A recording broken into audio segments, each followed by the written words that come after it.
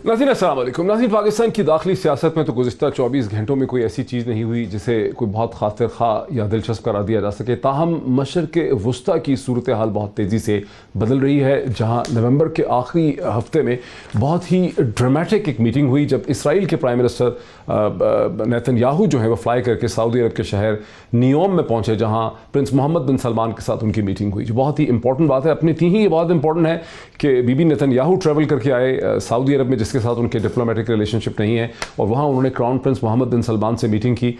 लेकिन इस मीटिंग में अमेरिका के secretary of state Mike Pompeo भी मौजूद थे और इसराइल के इंटेलिजेंस के जो हेड हैं मोसाद के, वो भी मौजूद थे।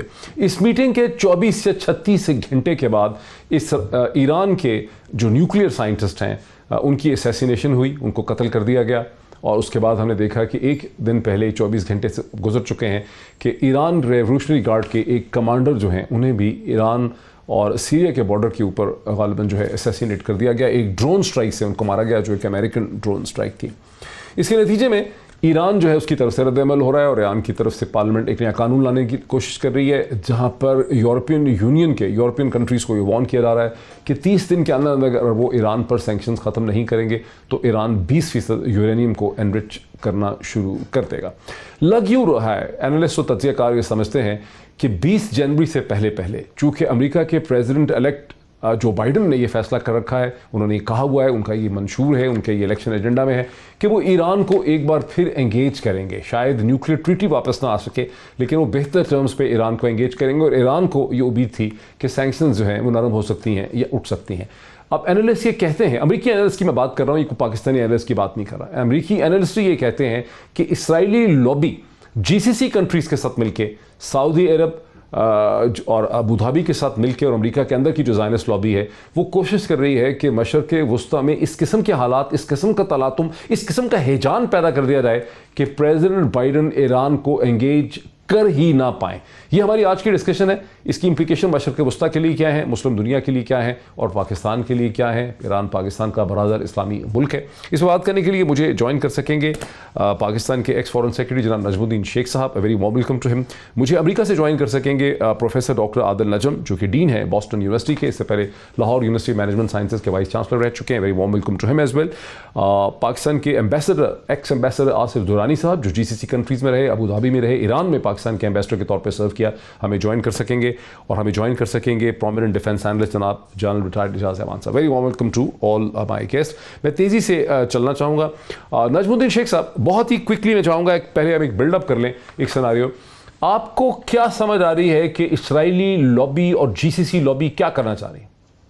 नहीं, वो तो देखिए, इजराइल के तो जो मकासद हैं वो वाजे हैं और नेतन्याहू ने इनको वाजे किया हुआ है कि सारा वेस्ट बैंक जो है उस पर हमारा कब्जा होना चाहिए, उस पर हम जुडिया और समारा बनाएंगे, और अगर इसमें कोई रुकावट होगी तो वो रुकावट इस वक्त नज़र आता है कि इजराइल और ईरान के ताल्लुकात थे माजी में, लेकिन इस वक्त उनको लगता है कि अगर रुकावट आएगी तो ईरान से आएगी, और ईरान को अगर लेकिन सर, ईरान क्या रुकावट खड़ा कर सकता है? अमेरिका साथ है, इसराइल के ये सब कंट्रीज उसके साथ हैं। ईरान प्रैक्टिकली स्पीकिंग ऐसी क्या रुकावट खड़ी कर सकता है जिसका एक्सक्यूज इसराइल दे रहा है? देखिए, वो एक्सक्यूज ही ले रहा है ना। देखिए, एक्सक्यूज लेने का मतलब यह है कि अब हम जो कुछ भी कर सकें जिससे दबाव बाइडन पे इतना पड़े कि वो ईरान के साथ JCPOA या कुछ एलिमेंट्स JCPOA के रेस्टोर करने की कोशिश न करे।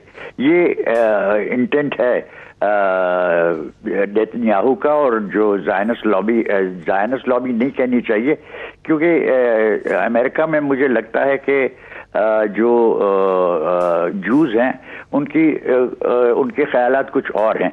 लेकिन इस वक्त जब हम फोकस कर रहे हैं कि ईरान के साथ क्या ताल्लुक होगा, मैं समझता हूं कि बाइडन अपने तजर्बे पे रिलाय करेगा, और उसका तजर्बा कहता है कि अगर आपको किसी किस्म की इस्तेकाम चाहिए मशरिक़ वुस्ता में, तो ईरान के साथ किसी किस्म का आपको ताल्लुक बढ़ाना पड़ेगा, उन पे दबाव भी रखना पड़ेगा, लेकिन उस दबाव के साथ साथ आपको कुछ रेस्टोरेशन भी करनी पड़ेगी। नहीं तो देखिए, हम जो कहें उस इलाके के ममालिक जो हैं उनको ये है कि ईरान की मिसचिफ मेकिंग कैपेसिटी बहुत है, ठीक, तो उस पे कंट्रोल रखना उनको नजर आता है कि बहुत जरूरी है। अच्छा, जरा मेरे साथ रुकिए आसिफ दुरानी साहब, एम्बेसडर आसिफ दुरानी साहब, आप ईरान में भी एम्बेसडर रह चुके हैं और आप अबू धाबी में भी एम्बेसडर रह चुके हैं। जीसीसी की इंटरनल पॉलिटिक्स और जो शिज़म्स हैं उससे आप बड़ी अच्छी तरह से वाकिफ हैं।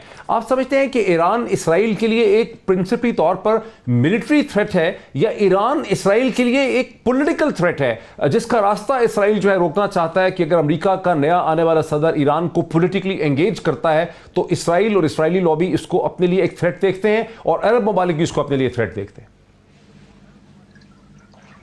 जी, ये दोनों किस्म के थ्रेट हैं, पॉलिटिकल भी और मिलिट्री थ्रेट भी है।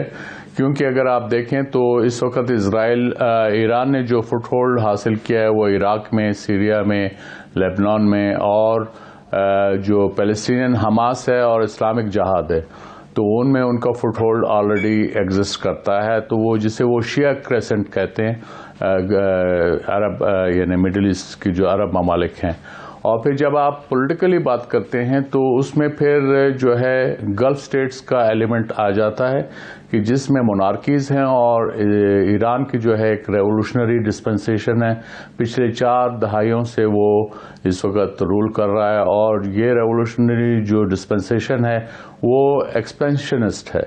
वो जहाँ भी उसको कहीं पे वैक्यूम नज़र आता है वो फिल करने की कोशिश करता है, चाहे वो बहरीन हो या वो कुवैत के अंदर हो या फॉर दैट मैटर वो सऊदी अरब के अंदर हो। तो इसलिए ये एक जो नेचुरल अलायंस इस वक्त जो वजूद में आया है, जीसीसी कंट्रीज हैं, इनको ईरान से किस किस्म का खतरा है? इनको ईरान से ये जो अरब ममालिक हैं, बहरीन का आपने नाम लिया, अबू धाबी है, यूएई है, बहरीन है, सऊदी अरब है, इनको ईरान से खालिस्तन मिलिट्री किस्म का खतरा है, अस्करी नौइयत का खतरा है, या इनको एक सियासी असर रसूख का खतरा है? देखिए, ये तो अस्करियत तो बाद में आती है, पहले तो पॉलिटिकल इन्फ्लुएंस आता है और उसके जो मज़मरात आते हैं वो आपके लिए एक ख़तरा बनते हैं, और उसके बाद फिर मिलिट्री टेक ओवर करती है। तो गल्फ स्टेट्स के लिए प्रॉब्लम ये है कि वो मोनार्कीज हैं, वहाँ पे जो है डिसेंट की इजाज़त नहीं है, वहाँ वन मैन रूल है, और ईरान ने जो है यहाँ पे क्लर्जी है, और उसने फिर इसमें एक प्रॉब्लम ये हो गया है कि वो सेक्टेरियन साइड पे चला गया है। पहले ईरान का रेवोल्यूशन शुरू में इस्लामिक रेवोल्यूशन कहलाता था, लेकिन जब उन्होंने कॉन्स्टिट्यूशन में शियाइज़्म को अपना मज़हब बना लिया तो उससे एक जो क्लेवेज आया वो उसने फिर सारे जो रीजन है उसको मुतासिर किया। जी, जनरल एजाज एवान, आप इस सारी सूरत हाल को कैसे देख रहे हैं?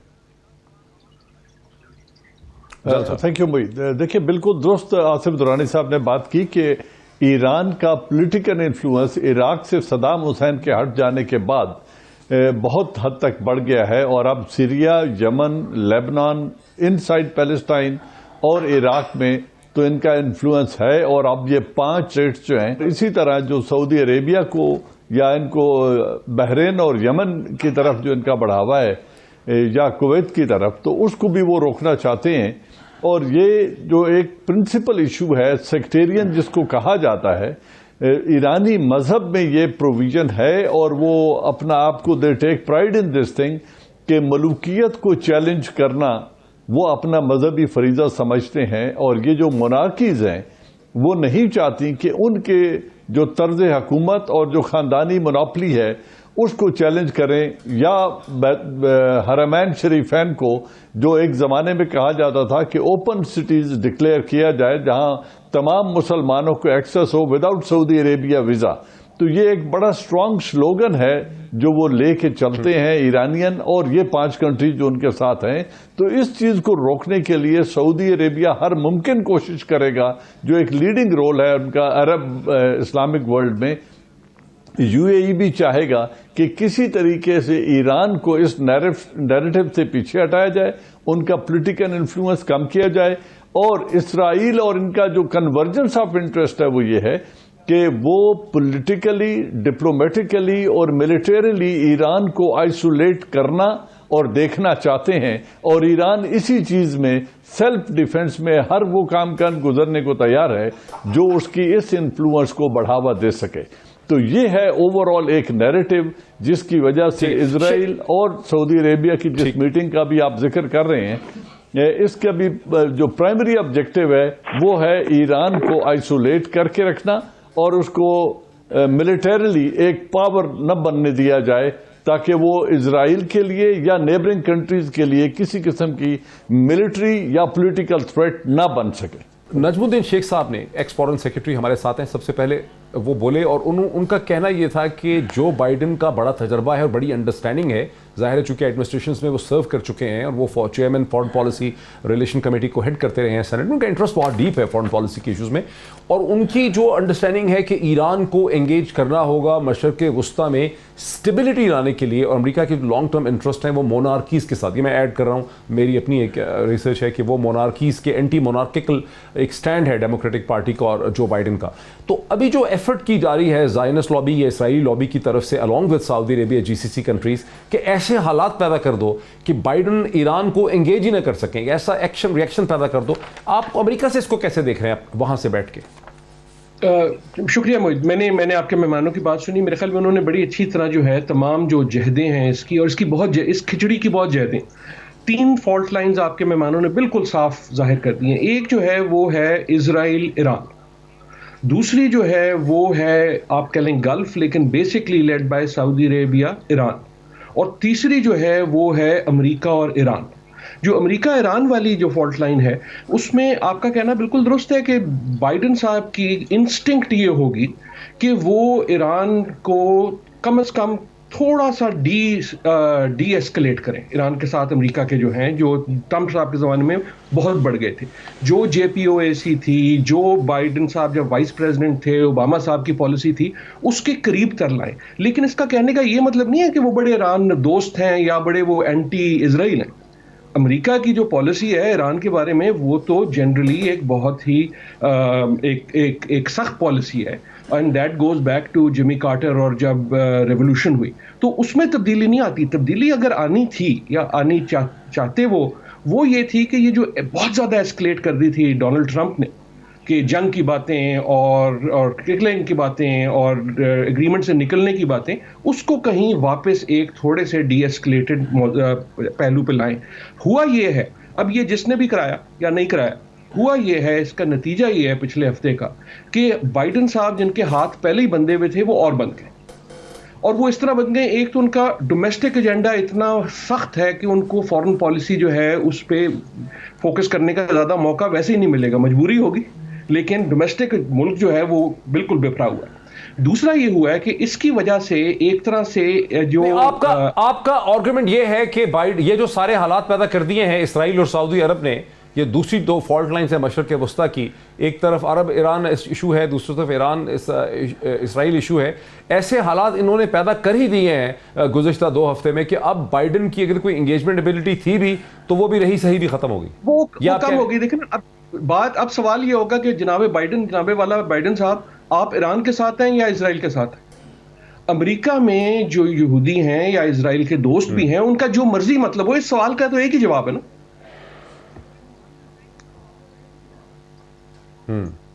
یس اور نو. بالکل. نجم الدین شیخ صاحب، بیک ٹو یو. اب بائیڈن کے ہاتھ باندھ دیے گئے ہیں، یہ اسرائیل اور سعودی عرب نے ایسا ہی کھیل کھیلی ہے کہ اب بائیڈن کو پھنسا دیا انہوں نے. دیکھیے، میں عادل کے ساتھ بالکل اتفاق کرتا ہوں کہ ان کی پہلی پری آکوپیشن ڈومیسٹک ہوگی. ایک انتہائی پولرائزڈ سوسائٹی ہے اور اس میں اس کو اپنے لوگوں کو، اپنے پروگریسوز کو اور اپنے جو دوسرے مخالف ہیں وہ چاہتا ہے کہ کہے کہ میں سب کا پریزیڈنٹ ہوں، میں صرف ڈیموکریٹس کا پریزیڈنٹ نہیں ہوں، میں صرف ان کا نہیں ہوں جنہوں نے میری حمایت کی ہے، میں سب کا ہوں. تو اس میں اس کو پہلے فوکس کرنا پڑے گا ڈومیسٹک جو ان کی صورتحال ہے. لیکن اگر اس کے بعد کوئی پرائیورٹی ہوگی، ایک تو یورپ ہوگی، ری بلڈنگ الائنسز ہوگی ان کے ساتھ، اور میرے نظر میں روس کو स्ट्रेटेजिक कंपेरेटर के बजाय वो कहेंगे कि ये हमारा प्रिंसिपल थ्रेट है। लेकिन ये हम टॉपिक से हट रहे हैं, तो मैं वापस टॉपिक पे आता हूं कि ईरान को वो इग्नोर नहीं कर सकते, मशरिक़ वस्ता को इग्नोर नहीं कर सकते, क्योंकि मशरिक़ वस्ता के तेल पे हमारे उनके जो पार्टनर्स हैं आसियान में और जगह, उन सब का इसी पे मुनहसर है कि तेल वहां से आता रहे। अब ईरान की जो कैपेबिलिटीज हैं उनको अंडर एस्टिमेट नहीं करना चाहिए। जब ये कहते हैं कि अक़लियतें, शिया अक़लियतें हैं इन सब ममालिक में, उन पे कितना असर है मैं समझता हूं कि किसी हद तक ये एग्जैजरेट किया जाता है। बहरीन में तो ऑब्वियसली है, क्योंकि वहां पे तो अक़लियत नहीं है, वहां पे अक्सरियत है। इराक में भी अक्सरियत है, अक़लियत नहीं है। तो इन दो ममालिक के अलावा जो अक़लियत है कुवैत में मसलन, या कतर में भी है, सऊदी अरेबिया को बड़ा डर जो है वो अपनी ईस्टर्न प्रोविंसेस का है। तो ये सब चीजें हैं जो एक सिचुएशन क्रिएट करती है जहां पे इन ममालिक के लिए ईरान एक खतरा नजर आता है और बहुत सख्त खतरा नजर आता है। लेकिन बाइडेन का ख्याल मेरी नजर में ये है कि खतरा आपको नजर आ रहा है, लेकिन खतरे को सेटल करने का तरीका यही है कि इनको वापस आप लाएं, प्रिंसिपल जो इंटरनेशनल कम्युनिटी का इनको हिस्सा बनाएं, उसको आइसोलेट न करें।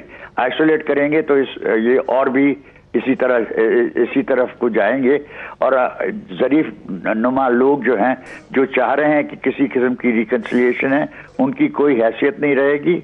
और ईरानियन रेवोल्यूशनरी गार्ड कोर जो है, और जो कि बहुत हार्ड कोर है, उसकी फिर इन्फ्लुएंस और भी बढ़ जाएगी, रूहानी की इन्फ्लुएंस भी कम हो जाएगी, और खमैनी साहब के लिए चॉइस नहीं रहेगी अलावा इसके कि वो IRGC को सपोर्ट करें। एम्बेसडर दुरानी साहब, ये जो झगड़ा है दूसरा ईरान और अरब का झगड़ा है, ये जो मोनार्किकल रेजीम्स हैं, जी जल साहब आप कुछ कहना चाह रहे हैं? हाँ, मैं सिर्फ ये कहना चाह रहा था कि जो नजमुद्दीन शेख जल साहब आप कुछ कहना चाह रहे हैं तो जल्दी, उसमें एक फैक्टर और लाएं कि जी कंस्ट्रक्टिव एंगेजमेंट ईरान की मजबूरी बन जाएगी जो बाइडेन की, क्योंकि अगर वो इसे धकेल देते हैं और पुश कर देते हैं तो जो चाइना का बढ़ता हुआ इन्फ्लुएंस है और जो रशिया का इन्फ्लुएंस ऑलरेडी सीरिया और ईरान में है, तो फिर वो मजबूरन ईरान को धकेल देंगे इन दो कुव्वतों की गोद में, और इस रीजन में एक बड़ा इम्बैलेंस क्रिएट हो जाएगा। लिहाजा जो बाइडेन इस अपॉर्चुनिटी को अवेल करते हुए कंस्ट्रक्टिव एंगेजमेंट को अपनी पॉलिसी का हिस्सा जरूर बनाएंगे, मैं ये कहना चाहता हूं। वेरी इंटरेस्टिंग आर्ग्यूमेंट है कि अगर ईरान को बहुत ज़्यादा पुश करेंगे इसराइल और सऊदी अरब, तो उसके नतीजे में चीन का असर रसूख जो है वो ईरान के अंदर, सीरिया के अंदर और इराक में बढ़ सकता है, और बाइडेन के लिए ये एक बहुत बड़ा चैलेंज होगा। लेता हूँ ब्रेक के बाद एम्बेसडर साहब से मजीद इस पर बात का आगाज़ करते हैं आफ्टर द ब्रेक। सीधा मैं चलता हूँ एम्बेसडर आसिफ दुरानी साहब की तरफ।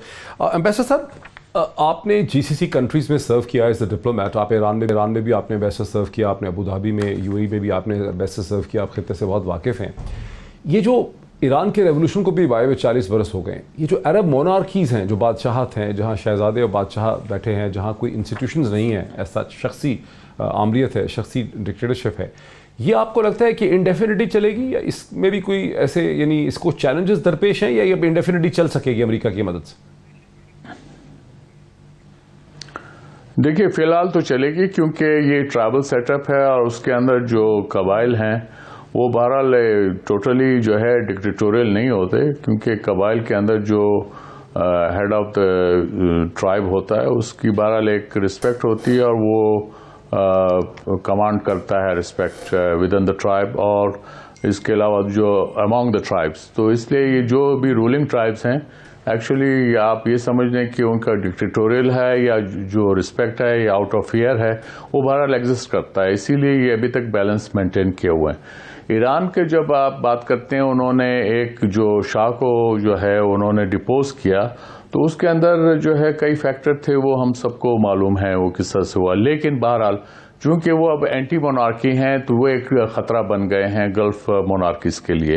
لیکن ایران جو ہے وہ نان مونارکیکل جو عرب سٹیٹس تھے ان کے لیے بھی خطرہ رہا. مثلا عراق کے لیے وہ خطرہ رہا شروع میں, سیریا کے لیے وہ خطرہ تھا. اسی طرح سیریا کے ساتھ نہیں تھا, سیریا کے ساتھ ان کے تعلقات اچھے تھے, لیکن لیبنان اور باقی لیکن انہوں نے گریجولی جب اپنا کارڈ جو ہے وہ پلے کرنا شروع کیا تو اس سے انہوں نے اپنا انگریس کیا عراق کے اندر, کیونکہ وہاں میجورٹی شیعہ ہے. سیریا کے اندر اگرچہ وہ الوائٹ شیعہ ہیں جو مائنورٹی میں ہیں, لیکن وہ رول کر رہے ہیں, جس کو جو ہے بشار الاسد.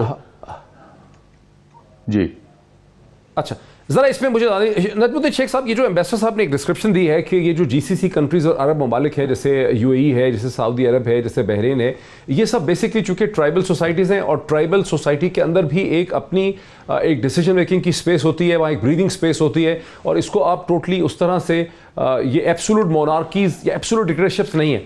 اب مغرب کے لینس سے ایران بھی ایک ڈکٹیٹرشپ ہے اور مغرب کے لینس سے یہ سعودی ماڈل, ابوظہبی ماڈل بھی ایک ڈکٹیٹرشپ ہے. فرق کیا ہے ایران کے ماڈل میں اور ان جی سی سی کنٹریز کے جو ماڈل ہے گورننس کا, اس میں فرق ہے کیا, بنیادی جھگڑا ہے کیا؟ دیکھیے ابھی یہ کہنا کہ سعودی عربیہ میں ایبسلیوٹ ڈکٹیٹرشپ ہے, یہ یاد رکھیے کہ وہاں پہ بھی یہ ہے کہ سدیری بردرز ہیں اور اس کی اپوزیشن بھی ہے. یہ نائفس کو آپ نے نکالا اور کراؤن پرنس بننے کے بجائے ان کو آپ نے سائڈ لائن کیا, ان کو گرفتار کیا, ان سے پیسے لیے. ابھی لگتا ہے کہ ایم بی ایس کو کوئی اس میں اب تکلیف نہیں ہوئی اور وہ ایک حد تک کنسالیڈیٹ کر چکے ہیں, لیکن یہ کنسالیڈیشن جو ہے اس میں بھی گنجائش ہے, نیچے اوپر ہونے کی گنجائش ہے. یہ صورتحال سعودی عربیہ میں ہے, یو اے ای میں بہت کم ہے, اس قسم کی اپرچونٹی بہت کم ہے. لیکن ایم بی زیڈ بھی کو بھی یہ خیال ہوگا کہ بھائی ابھی ہم کو کیسے چلنا ہے, اور اس وجہ سے وہ ہم جو کہہ رہے ہیں کہ سب ایران بالکل دشمن ہے, ایم بی زیڈ کوشش کر رہا ہے, وہ اپنے ریلیشن شپ ایران کے ساتھ رکھ رہا ہے. اچھا. وہ ان کے ساتھ نیگوسیشنز کر رہا ہے. اچھا. کہ یہ جو ہماری بگ تم لٹل تم ہے اور جس پہ ہمارے ڈسپیوٹس ہیں اس پہ بات کریں اور آگے بڑھنے کی کوشش کریں. تو وہ کوائٹ ڈپلومیسی چل رہی ہے اور اوپن ڈپلومیسی بھی چل رہی ہے. جواد ظریف صاحب بھی بات کرتے ہیں کہ صاحب ہماری یو اے ای کے ساتھ بات ہو رہی ہے, اور یہ ضروری ہے ایران کے لیے بھی. لیکن ایک چیز جو جس پہ ہم سب نے, ہم آپ کے جو مہمان ہیں انہوں نے بات نہیں کی, وہ یہ کہ آیت اللہ عظمیٰ جناب سستانی صاحب ہیں جو کہ نجف میں بیٹھے ہیں, اور گم کے ساتھ ان کی ایک حد تک رائیولری ہے. گم والے چاہتے ہیں کہ ان کی جو سرپرستی مانی جائے, اور سستانی صاحب جو کہ ہیں ایرانین اوریجن کے, جو کہ نام سے واضح ہے, لیکن وہ کہتے ہیں کہ نجف مرکز ہے. اب یہ چیزیں ہیں یعنی پیچیدگی اس نوعیت کی ہے. لیکن سر اس پیچیدگی کو ہمارے ویورز نہیں سمجھ سکیں گے. ایران کے اندر کی سیاست کی اتنی جو پیچیدگی ہے اس کو پاکستانی ویور اپریشیٹ نہیں کر سکے گا. پروفیسر عادل نجم صاحب, واشنگٹن پوسٹ کے جو کالمنسٹ تھے, جمال خشوگی کا جو مرڈر تھا, اس کے بعد جو امریکہ کا ڈیموکریٹک سائڈ تھی, لیفٹسٹ سائڈ تھی, وہ بڑی برانگیختہ تھی, بہت غصے میں تھی. اور جو بائیڈن نے تو اپنے الیکشن ٹریل میں, اپنے الیکشن کیمپین کے درمیان میں انہوں نے بڑے سخت الفاظ کہے ہیں ایم بی ایس کے حوالے سے, جمال خشوگی کے مرڈر کے حوالے سے. تو ابھی کچھ لوگ یہ بھی سمجھتے ہیں, جو مجھے پڑھنے میں آیا ہے, کہ ایم بی ایس کو ایک بہت بڑا جو خدشہ ہے وہ یہ ہے کہ جمال خشوگی کی روح یا بدروح اور جو بھی ہے وہ گوسٹ واپس آ جائے گی, اور in the form of the Democratic Party, اور اس وجہ سے وہ زیادہ سے زیادہ کیو ان کر رہے ہیں ٹو دی اسرائیل بہت تیزی سے, کیونکہ وہ سمجھتے ہیں کہ اسرائیلی لابی ان کی مدد کرے گی امریکہ میں جمال خشوگی کی روح سے بچانے کے لیے. دیکھیں روحوں کا تو مجھے نہیں پتا, لیکن یقیناً جو ایک قربت آ گئی تھی ڈونلڈ ٹرمپ, لیکن ڈونلڈ ٹرمپ نہیں, جیریڈ کشنر جو ان کے داماد ہیں ان میں اور ایم بی ایس میں, وہ تو شاید نہ رہے بائیڈن کی ٹیم کے ساتھ. یہ تو میرے خیال میں صاف ظاہر ہے. لیکن وہ اس قربت کا نہ ہونے کا مطلب یہ بھی نہیں ہے, جیسے میں پہلے کہہ رہا تھا کہ سعودی عربیہ اور امریکہ جو ہے وہ بہت بڑی دراڑ آ جائے. تو ایک تو آپ کی بات بالکل صحیح ہے کہ جو قربت تھی وہ نہیں رہے گی. دوسرا, اگر مجھے آپ اجازت دیں اس سے جوڑنے کے لیے, جو آپ نے پہلے سوال پوچھا, آپ نے پوچھا کہ ایران اور سعودی عربیہ دونوں کو وہ ڈکٹیٹر سمجھتے ہیں, تو ان میں فرق کیا؟ فرق بڑا, لیکن خشوگی افیئر واپس آئے گا, خشوگی افیئر واپس آ سکتا ہے.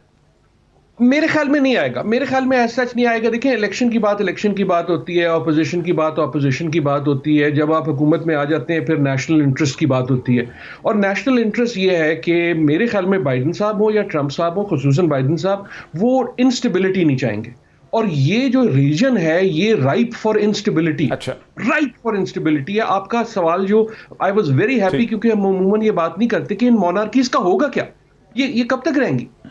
دیکھیں نا, آپ کا جو بھی سعودی عربیہ میں ہو جائے, جو بھی ہو جائے, آپ کا اگلا اگر بادشاہ ہوتا ہے سعودی عربیہ میں, تو وہ پہلا بادشاہ ہوگا جو سعود کا ڈائریکٹ اولاد نہیں ہوگا. اس چیز کو ذرا سوچ لیں کہ یہ جو ایک بڑی عجیب سی ایک مونارکی کی ہے جس میں بھائی بھائی بھائی بھائی اور اتنے سارے بھائی, اس میں اب پہلی بار جب تیسری پیڑھی آئے گی تو ایسا تو نہیں ہے کہ سعودی عربیہ میں انٹرنل پالیٹکس نہیں ہوگی. اس کا کیا حل ہوتا ہے یا نہیں ہوتا, وہ مل بیٹھ کے کچھ کر سکتی ہے, نہیں, آئی ڈو ناٹ نو. لیکن واٹ وی نو از کہ یہ جو ریجن ہے یہ تو, لیکن آپ نے سنا نا کہ ایمبیسڈر صاحب یہ سمجھتے ہیں, ایمبیسڈر صاحب اور فارن سیکرٹری صاحب کا یہ خیال ہے کہ یہ اس طرح سے بھی ڈکٹیٹوریل سوسائٹیز نہیں ہیں جس طرح سے مغرب میں ایک جملے میں ان کو کہہ دیا جاتا ہے. ان کے اندر بڑی بریدنگ سپیس ہے مغرب کی عرب سوسائٹیز میں. ڈکٹیٹوریل جو ہے تھیوریٹیکلی, میں تو پروفیسر ہوں, میں تو تھیوری سے کام کرتا ہوں, لیکن عملی سیاست میں جب آپ کو ضرورت ہوتی ہے تو ڈکٹیٹرشپ میں ہم بڑا کچھ ڈھونڈ لیتے ہیں. تو جو ایسا نہیں ہے کہ امریکہ جو ہے فیصلہ کرے گا کہ جتنے ڈکٹیٹر ہیں وہ میرے دشمن, جتنے ڈیموکریٹ ہیں وہ میرے دوست, ایسا تو نہیں ہے. ٹھیک ہے, لیکن اچھا چلیں بات کو آگے بڑھاتے ہیں. جلال صاحب, آپ کو کیا لگتا ہے کہ یہ جو مونارکیکل سوسائٹیز ہیں, یہ جو بادشاہتیں ہیں مشرق وسطیٰ کی, یہ چلیں گی مطلب اور 25-30 سال؟ میرے خیال میں in your and my life time تو ایسی کوئی بڑی تبدیلی نہیں آنے والی, یہ چلیں گی. لیکن eventually a day would come جب آزادی کی جب تڑپ بڑھ جائے گی اور لوگ اپنے اظہار رائے چاہیں گے, اور یہ جو سوشل میڈیا کا ریولوشن ہے, یہ جو واٹس ایپ گروپس ہیں, ان کی وجہ سے جو ایک اویئرنیس آ رہی ہے, یقیناً وہ تبدیلی کی طرف پیش رفت ہوگی. اور لوگ کہتے یہ ہیں, اور کہا جاتا تھا کہ برطانیہ کی کوئین رہ جائے گی, باقی تمام مونارکیز جو ہیں وہ ایک وقت آئے گا کہ یہ ختم ہو جائیں گی. تو برطانیہ والی تو ایک سٹیبلٹی رہے گی کیونکہ وہاں ایک بلینڈ ہے ڈیموکریسی اور مونارکی کا. لیکن جب تک لوگوں کی ایک اظہار رائے یا ان کے ریپرزنٹیشن نہیں ہوگی تو وہ بہت لمبا عرصہ چلنے والا کام آنے والے 21ویں صدی میں نہیں ہے. لہذا 20 سے 25 سال تک تو کہا جا سکتا ہے کہ ڈیکیڈ اور 2, اس وقت تک تو کوئی خطرہ نظر نہیں آتا, لیکن پھر تبدیلی ایونچولی آنی پڑے گی. موہت, اگر مجھے اجازت ایک جملے کی. شاہ فاروق نے کہا تھا یہ ایجپٹ میں. جی جی جی جی جناب اگر مجھے بھی آپ اجازت دیں اسی سوال کی. میرے خیال میں دیکھیں, چلیں گی نہیں چلیں گی یہ کرسٹل بال کی بات ہے. آئی تھنک جنرل صاحب میں بھی رائٹ کہ یہ رہیں گی. سوال یہ نہیں ہے کہ چلیں گی کہ نہیں, سوال یہ ہے کہ کیسے چلیں گی, کس شکل میں چلیں گی. اور اس کا میرے خیال میں جواب یہ ہے کہ وہ شکل آلریڈی بدل گئی. M B S is not نہ وہ فیصل ہے, نہ وہ عبداللہ ہے, نہ کچھ اور ہے. ایم بی ایس ہی ہیں. اور سوشل میڈیا کہیں یا آپ ماڈرنٹی کہیں, چاہے آپ یہ گلف میں دیکھ لیں, یہ ساری مونارکیز میرے خیال میں ایک بڑی اچھی شکل یہ ہو سکتی ہے کہ دے will find a new way. اور اگر چلنے کا مطلب یہ ہے کہ جیسے بیچاری وہ ہماری ہیں محترمہ برٹن کی, تو ویسے تو کوئی بھی چل سکتا. لیکن آئی ڈو تھنک کہ the situation is ripe for change. اور میرے خیال میں تشویش ہی یہی ہے, جیسے میرے خیال میں نجم الدین صاحب نے کہا کہ یہ ریجن فلکرم رہے گا کیونکہ یہاں اتنی ساری چینج ہے جو آنی ہی آنی. کس صورت میں آنی ہے وہ نہیں پتا, لیکن آنی ضرور ہے. اچھا, ایمبیسڈر دورانی صاحب, چونکہ آپ اس خطے میں رہے ہیں, ایک آرگومنٹ یہ بھی مجھے پڑھنے میں آیا ہے کہ جو سینٹر آف گریوٹی ہے مشرق وسطیٰ کا, مڈل ایسٹ کا, وہ گریویٹیٹ کر گیا ہے جی سی سی کی طرف. پہلے یہاں پر امپورٹنٹ ممالک تھے, عراق تھا, سیریا تھا, وہ ممالک امپورٹنٹ تھے. لیکن جو جنگیں ہوئی ہیں گزشتہ 20-25-30 برس میں، اس کے بعد اب جو ایک ماڈرن سوسائٹی کھڑی ہو رہی ہے وہ ابو دھابی میں کھڑی ہو رہی ہے، دبئی میں کھڑی ہو رہی ہے، وہ قطر میں کھڑی ہو رہی ہے، دوحہ میں کھڑی ہو رہی ہے، بحرین میں کھڑی ہو رہی ہے، عمان میں کھڑی ہو رہی ہے. اور ابھی حال ہی میں جو ابو دھابی نے سوشل چینجز لائی ہیں، جہاں ان میرڈ لوگوں کو جنہوں نے شادی نہیں کی ان کو اکٹھے رہنے کی انہوں نے پرمیشن دے دی ہے، اور بھی چیزیں بہت سی وہ کر رہے ہیں اس قسم کی جو سوشل، جو کہ ایک پرو ویسٹرن قسم کی چینجز ہیں. آپ کیا سمجھتے ہیں یہ کنسیشنز مغرب کو دے کے وہ لانجیوٹی ڈھونڈ رہے ہیں، یا وہ واقعی خالصتاً ایک مختلف قسم کا معاشرہ کھڑا کرنا چاہ رہے ہیں؟ دیکھیے، گلف سٹیٹس کی جو اب تک جو اہمیت ہے وہ ان کے آئل کی وجہ سے ہے، اور اگلے 10 سے 20 سال میں یہ آئل جو ہے اس کی سیکنڈری پوزیشن آ جائے گی، کیونکہ رینیویبل ریسورسز آف انرجی اور پھر یہ جو گیس گزلرز ہیں یہ سارے ریپلیس ہو جائیں گے. تو اس وقت اصل چیلنج ان کا آئے گا. یہ میں آپ کے جو ہمارے جو دوسرے مہمان ہیں انہوں نے جو اس میں انٹرویو اس میں اضافہ کرنا چاہ رہا ہوں. اور دوسری بات یہ ہے کہ عراق اور سیریا جو ہے وہ اس ایکویشن میں زیادہ نہیں تھے، چاہے وہ کولڈ وار پیریڈ ہو یا پوسٹ کولڈ وار ہو. سعودی عربیہ کی اپنی ایک اہمیت تھی، وہ ابھی بھی ہے. باقی جو اسٹیٹس ہے، جب آپ نے یو اے کی بات کر رہے ہیں، وہاں انہوں نے جو یہ اب سوشل جو چینجز لانے کی کوشش کریں، یہ ٹائنی اسٹیٹس ہیں سوائے سعودی عربیہ کے، باقی ساری ٹائنی اسٹیٹس ہیں. وہ یہ سمجھتے ہیں کہ اگر سعودی عربیہ کو کچھ ہو گیا تو ہم تو دشمن کے لیے ایک ڈیزرٹ کا حصہ رکھتے ہیں. تو اس لیے وہ یہ سمجھتے ہیں. ایران کے اندر جو ہے، اب اگر آپ یہ سوشل چینجز کی بات کریں تو ایران کے اندر تو اس سے بہت زیادہ چینجز آ چکی ہیں. وہاں پہ اس وقت وائٹ برائڈز جو ہے، وہ پتہ نہیں آپ نے کانسیپٹ سنا یا نہیں، کہ وہاں پہ بھی لیو ان کپلز ہیں. تو اس لیے یہ جو ہے یہ ایک اوور آل چینج ہے، اور اس کا تعلق وہاں کے لوکل کلچر سے، ایران کے کلچر سے. اور اسی طرح جب آپ یہاں پہ بات کریں گے تو میرے لیے شاکنگ ہے سر، مجھے نہیں پتا تھا، میں نے متا کا ہی سنا تھا، لیکن یہ جی نہیں مطلب لیکن سر اس پہ مزید بات کرتے ہیں یہ سوشل چینجز کا، کیونکہ میرے ذہن میں یہ بھی ہے کہ یہ اپنے ویری انٹرسٹنگ، مجھے ایک بریک لینے دیجیے، ویری انٹرسٹنگ بریک. ہم یہ بھی سمجھنے کی کوشش کرتے ہیں اپنے ایکسپرٹس کے ذریعے کہ پاکستان کو ان تمام تبدیلیوں کو کیسے دیکھنا ہے، اور اس پورے بدلتے ہوئے خطے کو پاکستان کو کس طرح سے لیوریج کرنا ہے، بیلنس کرنا ہے اپنے انٹرسٹ کو اس خطے میں. After the break. ناظرین ویلکم بیک. ایک بہت ڈسٹنگوش پینل میرے ساتھ ہے اس وقت، صرف 8-8.5 منٹ میرے پاس ہیں. مجھے امریکہ سے پروفیسر عادل نجم صاحب جوائن کر رہے ہیں، کراچی سے ایکس فورن سیکرٹری نجم الدین شیخ صاحب میرے ساتھ ہیں، ایمبیسڈر آصف دورانی صاحب جو کہ GCC کنٹریز اراؤنڈ سرو کر چکے ہیں وہ بھی میرے ساتھ ہیں، اور جنرل اعجاز ایوان صاحب ڈیفینس اینالسٹ بھی میرے ساتھ ہیں. کوئکلی میں اگر عادل نجم صاحب کو امریکہ میں ٹچ کروں، عادل نجم صاحب آپ نے ایک سوال اٹھایا تھا کہ سوال یہ نہیں ہے کہ مونارکیز ایگزسٹ کریں گی، بادشاہت ایگزسٹ کرے گی مشرق وسطیٰ میں، سوال یہ ہے کہ یہ کس شکل اور کس فارم میں ایگزسٹ کرے گی. وہاں سے تھوڑا سا سوشل سائڈ پہ چلی گئی جب ایمبیسڈر آصف دورانی صاحب نے یہ کہا کہ ایران کے اندر بھی لیونگ کپلز کا ایک کانسیپٹ ایگزسٹ کرتا ہے. مجھے شک ہے کہ ایران میں یہ قانونی طور پہ ایگزسٹ نہیں کرتا ہوگا، چونکہ تہران بہت بڑا لارج میٹروپولس ہے، تو چھپ چھپا کے قانون کی نظر سے نیچے کچھ اس طرح سے ہو سکتا ہوگا. لیکن یو اے ای جو ہے وہ قانونی طور پر چینجز لا رہے ہیں. مجھے ایسا لگ رہا ہے کہ ڈیل یہ ہے فیوچر کی، اور ایم بی ایس پی اسی میں بلیو کرتے ہیں کہ ڈیموکریٹک انسٹیٹیوشنز تو نہیں ہوں گے، الیکٹڈ انسٹیٹیوشنز نہیں ہوں گے، لیکن ایک ماڈرنٹی کی فارم، ایک لبرل معاشرہ جو ہے بڑا کھڑا کیا جا سکتا ہے GCC کنٹریز میں. What's your quick thoughts on that? I think دیکھیں، یہ صرف میں اگر اس میں کوئی ایک تھوڑا سا ایڈیٹوریل کروں وہ یہ کہ یہ لا نہیں رہی، یہ لانی پڑ رہی ہیں.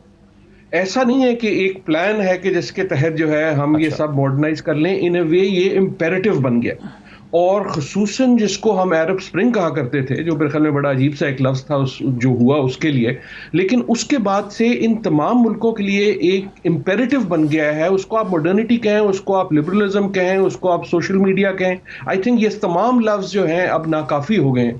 لیکن ایک سوسائٹل چینج کی جو ایک لہر ہے وہ تو بڑی آبویس ہے، وہ تو آپ ہوا میں فیل کر سکتے ہیں ان میں سے کوئی بھی ممالک میں. اور جو ان میں سے میرے خیال میں زیادہ سوچنے والے یا وسائل والے ہیں وہ پھر انہوں نے صحیح یہ فیصلہ کیا ہے کہ جناب جس چینج کو آپ روک نہیں سکتے اس کو کم از کم قابو میں اس طرح لے آؤ کہ اس کو اپنی چینج بنا دو. تو جو آپ دیکھ رہے ہیں فار ایگزامپل دبئی میں پہلے دیکھ رہے تھے، دوسری ریاستوں میں بھی اب زیادہ دیکھ رہے ہیں، یا سعودی عربیہ میں دیکھ رہے ہیں، وہ صرف یہ نہیں ہے کہ ان کا فیصلہ ہے کہ ہم یہ کریں، ایک طرح سے ان کی مجبوری ہے. اور یہ جو ہے اگر آپ سچی بات کریں ہماری بھی یہی مجبوری ہے, یہ دنیا بھر کی مجبوری ہے کہ بٹوین ٹیکنالوجی اینڈ سوسائٹی یہ پالیٹکس کو اگر ٹرمپ نہیں کرتی تو یہ وہ تاریخ کے وہ مواقع میں سے ہے جب یہ اس کو بہت حاوی ہو جاتی ہے سیاسی چینج. ٹھیک ہے آگے چلتے ہیں.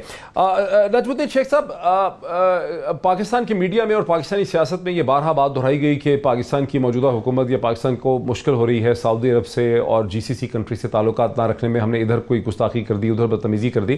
لیکن مجھے ایک آف دا ریکارڈ ایک بہت ہی ٹرسٹوردی سورس نے مجھے بتایا کہ اصل مسئلہ یہ ہے کہ چونکہ امریکی پاکستان کے ساتھ افغانستان میں ڈائریکٹ ڈیل کر رہے ہیں تو بہت ٹف ٹاک نہیں کر سکتے تھے, اور انہوں نے جی سی سی کنٹریز اور سعودی عرب کو یوز کیا ہے پاکستان پہ پریشر ڈالنے کے لیے, اور جو یہ کچھ اس طرح کا معاملہ ہے. ابھی آپ نے دیکھا کہ ابو دھابی نے, یو اے ای نے جو ویزا پابندی لگائی ہے اس میں کووڈ-19 کے بہانے پاکستان کو بھی اس میں شامل کر دیا, حالانکہ پاکستان میں وہ نہیں ہیں حالات جو ہندوستان میں, لیکن ہندوستان کو اس میں شامل انہوں نے نہیں کیا.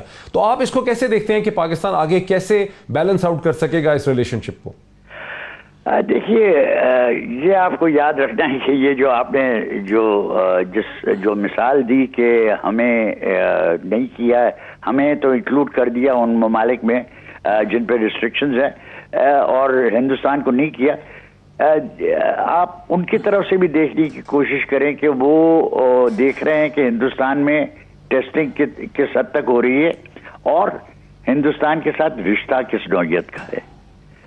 یو اے ای نے ہندوستان کے ساتھ رشتہ بہت بڑھایا ہے, سعودی عربیہ نے بہت بڑھایا ہے, اور اس کی وجہ سے جو پہلے ہم سمپتھی ایکسپیکٹ کرتے تھے, جو ایمپتھی ہم ایکسپیکٹ کرتے تھے سعودی عربیہ سے یا امارات سے, وہ اب زیادہ تر آپ کو ہندوستان کی طرف نظر آئے گی. یہ ایک بہت انفارچونیٹ ٹروتھ ہے, لیکن ہے, اور اس کو ہمیں ایکنالج کرنا ہے. میں اب ذرا دو ویو اور بھی لے لوں. ایمبیسڈر آصف درانی صاحب, یہ معاملہ ٹیسٹنگ کا ہے بیکاز ہندوستان میں ہوئی ہیں ڈیتھس کوئی 1,40,000 پاکستان میں ہوئی ہیں, کوئی 8,000 کچھ ہوئی, کوئی 20% کا تقریباً 20 ٹائمز کا فرق پڑ جاتا ہے. تو وہ تو ڈیتھ تو کلیئرلی نظر آ رہی ہے کہ ہندوستان میں بڑا سیریس قسم کا مسئلہ ہے ہندوستانی ٹریولر کے لیے وہاں پہ.